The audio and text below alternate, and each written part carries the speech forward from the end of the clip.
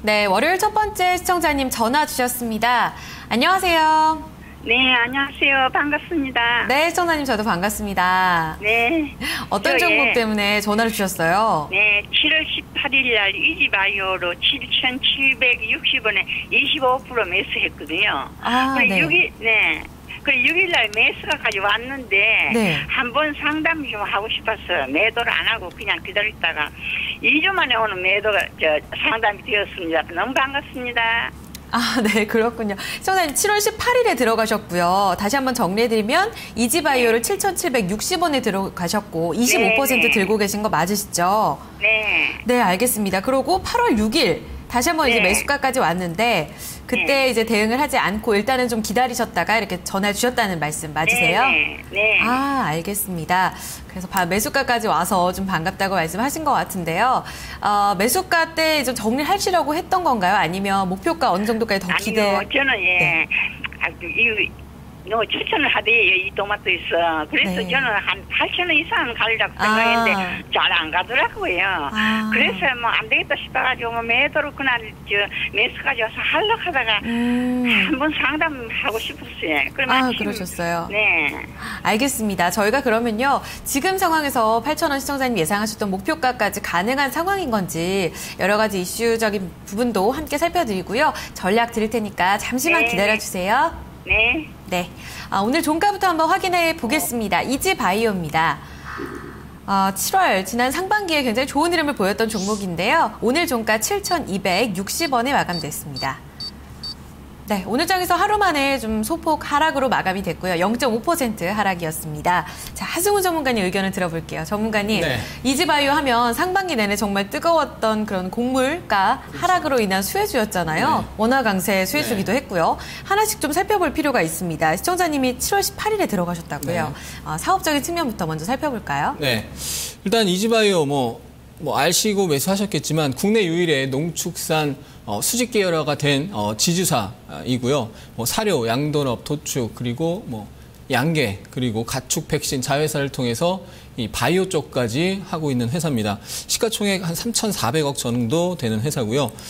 상반기의 주가 흐름이 굉장히 좋았습니다. 그 이유는 올해 실적 기대감이 굉장히 큰 상황이죠. 좀 전에 말씀하신 것처럼 원화 강세 그리고 곡물 가격 하락이었는데요.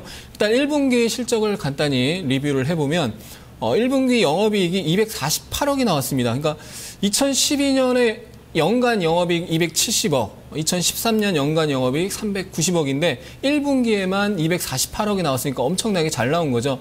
만약에 1분기 나온 만큼 올해 분기별로 계속 나온다면 1,000억이 나오는데 사실 그 정도까지는 안 나올 것 같은데 최소한 2013년 대비 2014년 연간으로 영업이익이 2배 이상, 그러니까 100% 이상 성장을 할 수 있다라는 기대감이 있습니다. 그래서 작년 영업이익 393억이고 올해 800억 정도, 800억에서 810억 정도 예상을 하고 있는데 2분기 실적은 조금 안 좋게 나올 것 같아요. 최근에 주가 흐름이 안 좋은 이유 중에 하나가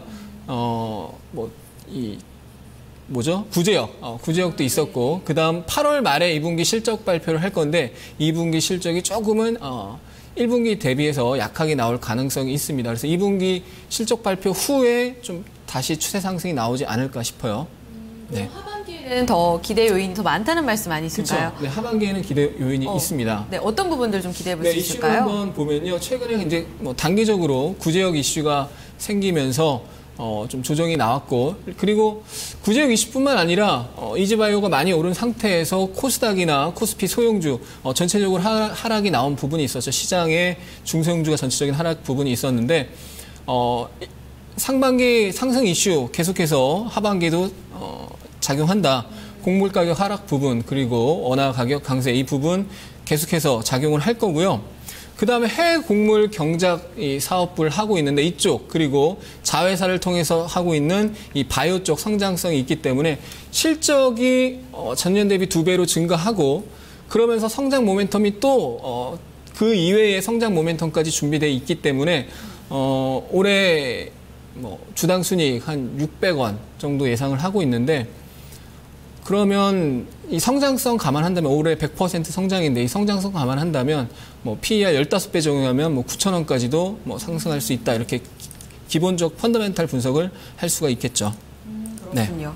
네. 일단은 뭐 하반기, 상반기에 작용했던 원화 강세나 곡물가 수혜 같은 게 하반기에도 더 이어진다는 말씀이신 거잖아요. 그렇죠. 네. 곡물가 하락 같은 경우에는 얼마나 더 이어질 수 있는 건지, 그리고 반영이 된다면 하반기에 좀 실적 얘기를 해주셨는데 또 더 기대를 해볼 수 있다면 어떤 부분들을 구체적으로 좀 기대할 수 있을까요? 일단 곡물 가격 하락 추세는 지금 계속 하락 횡보 추세가 계속 유지가 되고 있기 때문에 당분간은 곡물 가격 하락 추이가 계속 이어진다. 네. 그리고 원화 강세가 이제 2분기에 원화가 엄청나게 강세를 하고 지금은 좀 원달러 환율이 좀 상승하긴 했지만 그래도 그 정도 기조가 유지될 걸로 보고요.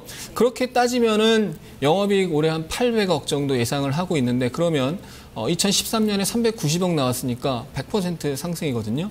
뭐 그런 거 감안한다면 그리고 2015년에도 한 20% 정도 성장을 2014년만큼 2015년은 성장하지 못하겠지만 2015년에도 한 20% 성장이 가능할 걸로 보입니다. 그래서 다만 이제 아까도 말씀드렸지만 아마 1분기 실적을 5월 말에 했거든요. 아마 2분기 실적도 8월 말에 할 겁니다. 연결 재무제표를 발표하는 회사들은 분기가 끝나고 2개월 이내에 하게 돼 있는데 그 2개월의 끝인 8월 말에 할 것 같은데 2분기 실적은 조금 안 나올 수 있습니다. 그래서 2분기 실적 발표 전에 좀 상승이 나온다면 저항에서는 비중 축소를 해보고 2분기 실적이 조금 안 좋게 나와서 조정을 받는다면 그때 재매수해보는 전략도 생각해 보실 수 있습니다. 길게 보면 9,000원까지도 가능하다라고 앞서 네. 얘기를 해주셨어요. 근데 지난 고점이 8,630원대입니다. 네. 시청자님께서 아무래도 7월 중순부터 기다리시기가 조금 지루하셨을 것 같아요. 네. 8,000원까지 온다 하고 네. 못 올라온 상황인데 그렇죠. 앞서 설명해 주셨던 간단히 좀 재매수하는 전략 좀 더 짚어볼까요? 네, 차트 보면서 기술적인 부분과 단기 목표가까지 한번 보도록 하겠습니다. 지금 올해 주당순이익 600원, 희석되는 부분 감안하면 550원으로 떨어질 수도 있는데 그거 감안했을 때 적정 밸류에이션을 하면 한 8,500원에서 9,000원 정도 나옵니다. 근데 지난 7월 14일 고점이 8,600원입니다. 차트 보시면 8,600원이고 밸류에이션상 8,500원에서 9,000원 나온다면 일단 단기 목표가는 8,500원으로 설정하는 게 합리적일 거다라는 것이고요. 그래서 이 8,500원, 8,000원 중반 오면은 일단 비중 축소를 하시는 게 좋겠고요. 그리고 나서 지금 단기 손절선을 정한다면 이 이지바이오 같은 경우는 지난 6월 달도 그렇고 지금 7월 달도 그렇고요. 60일선에서 지지받는 속성이 있습니다. 그래서 60일선과 지난 7월 30일이죠. 7월 30일 저점, 그래서 6,700원을 단기 손절 라인으로 제시를 해드립니다. 그래서 조금 더 중기적으로 본다면 121선 6,000원 초반인데요. 한 6,200원 부근에서는 재매수가 가능하고 8,500원에서는 단기적으로 매도를 하시고 다시 눌림 시 재매수 전략 이렇게 하시면 좋을 것 같습니다. 네, 알겠습니다. 시청자님. 네, 전략을 좀 살펴드렸습니다. 시간적 여유가 가능하시면 좀 더 지켜보실 의향이 있으신 건가요? 8,500원이 3분기 내로 갈까요? 네. 8,500원이 3분기 내로. 3분기 내로 올라올 수 있는 가격대느냐 물어보신 건가요? 네, 간단하게 한번 여쭤볼게요. 네, 8,500원 3분기 내에 충분히 갈 수 있는 가격대죠. 네. 네, 잘 알겠습니다. 네, 시청자님 좋은 답변이 되셨기를 바랍니다. 네, 가격 전략 메모해 두셨다가요. 참고해 주시길 바랄게요. 네, 고맙습니다. 네, 그러니까 8,500원이고, 네, 손절가 6,000원, 네, 알겠습니다. 네, 시청자님 끝나고 나서 전화 끊으시고 나셔서 두 분 전략 나오니까요. 함께 참고해 주시기 바랍니다. 네, 이지바이오였습니다. 전략 정리해 드릴게요. 네, 하승훈 전문가의 의견 보유입니다. 목표가 8,500원, 손절가 6,700원이고요. 장용준 과장의 의견 보유입니다. 목표가 동일합니다. 8,500원, 손절가는 좀 높게 책정이 됐는데요. 7,050원으로 제시됐습니다. 네, 두 분의 의견 함께 참고 부탁드립니다. 다음 종목은요, 저희 게시판에서 찾아보겠습니다. 문자 참여인데요. 오랜만에 남겨주셨습니다. 4477님께서 DHP 코리아 고민이신데요. 8,910원에 사셨고요. 비중은 20% 들고 계십니다. 전망과 대응 전략 부탁할게요. 라고 남겨주셨습니다. 자, 장용준 과장님.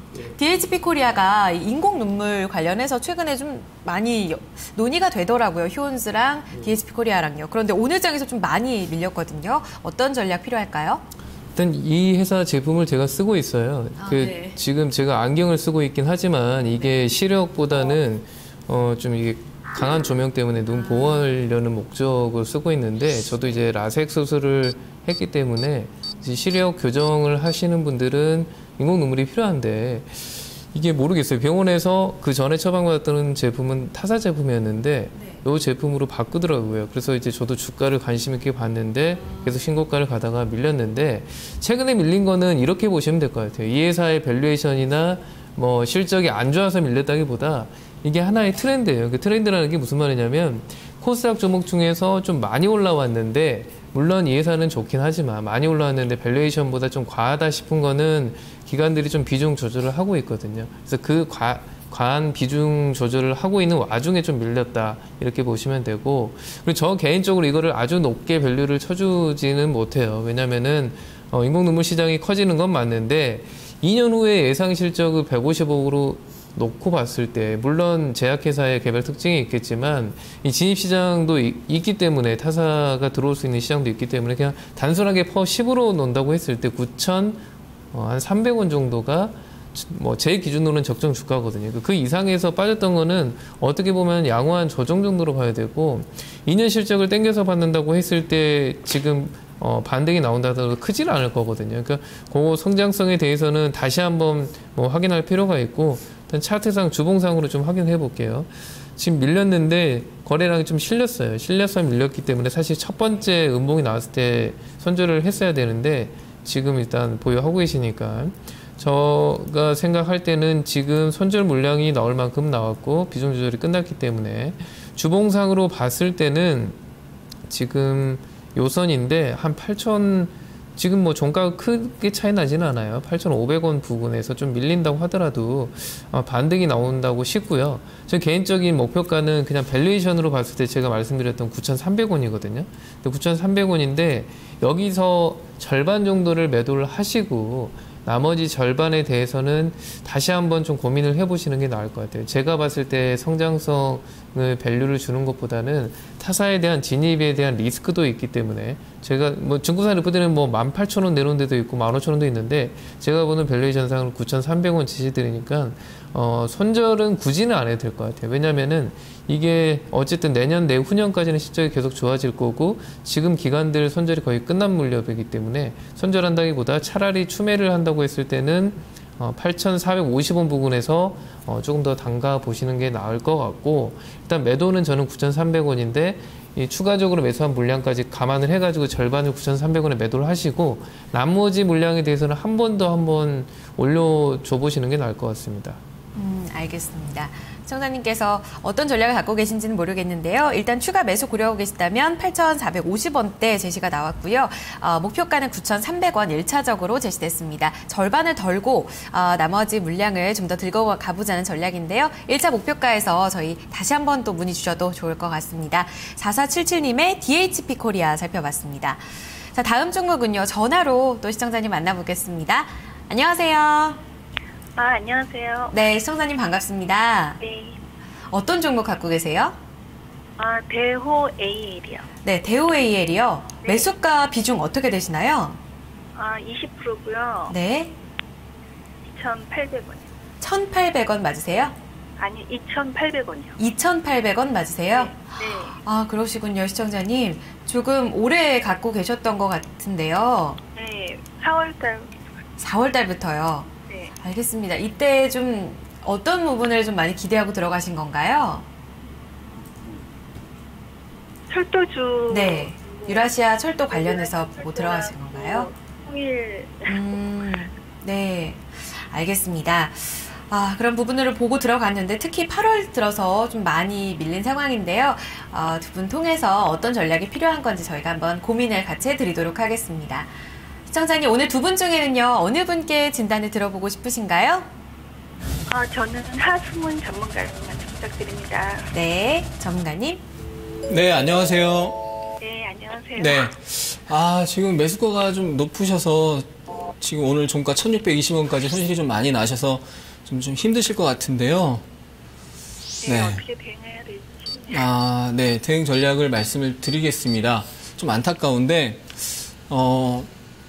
결론부터 말씀을 드리면 이거는 실적이 없는 회사죠. 올해 1분기에 적자가 났고요. 작년에도 실적이 없었고 PBR로 따져도 실적이 없으니까 자산 가치로 밸류에이션을 해도 지금 PBR 1배가 넘는 수준이고 그래서 밸류에이션이 계산이 안 되고 지금 많이 급락을 했지만 주가는 여전히 펀더멘탈보다 비싸게 거래가 되고 있는 상황입니다. 그래서 순수 테마로만 접근할 수 있고 테마주로 들어갔는데 지지선이 깨진다 그러면 일단 팔고 나오셔야 되는데 지금 매도 타이밍을 놓치셔가지고 최근 7월달, 8월달 급락에 지금 추가 하락까지 나왔는데요. 일단 차트 한번 보면서 말씀을 드릴게요.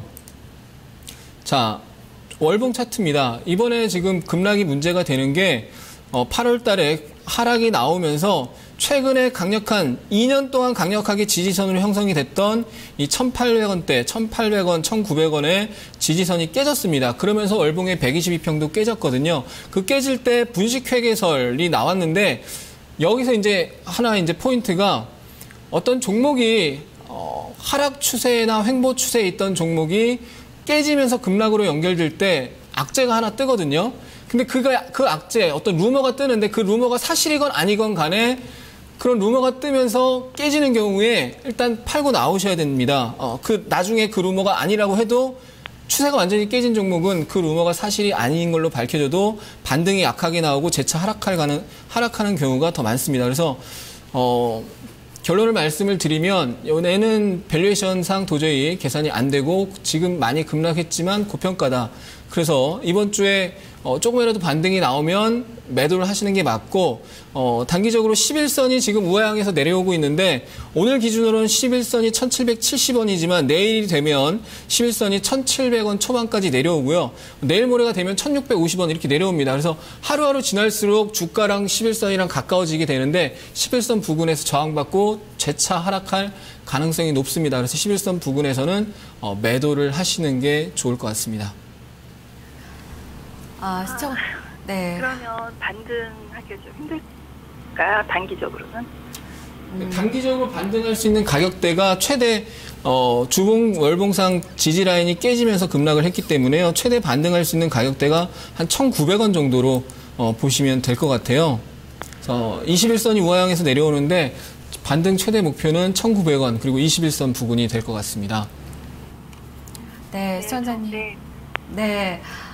좀 상황이 여의치가 않은 상황이라 좀 이런 전략을 들여서 안타깝게 생각합니다만 시청자님 생각 한번 해보시고요. 반등 시에 좀 결단이 필요할 것 같습니다. 네, 정원변이 감사합니다. 네, 시청자님 고맙습니다. 네. 네, 고맙습니다.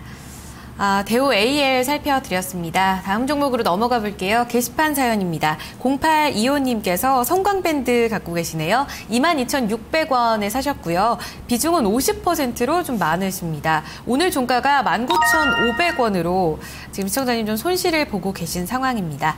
자, 장영준 과장님, 여기 최저가 부근에서 크게 많이 못 움직이고 있는 상황인 것 같은데요. 특별한 악재가 있는 건가요? 2만 원까지 내려온 다음부터는 박스권으로 2만을 구워놓고 내려오면은 올라가고 올라가면 내려오고 이렇게 박스권을 구워놓고 있는데 일단 2만 원까지 내려왔던 근거를 살펴봐야 되는데요.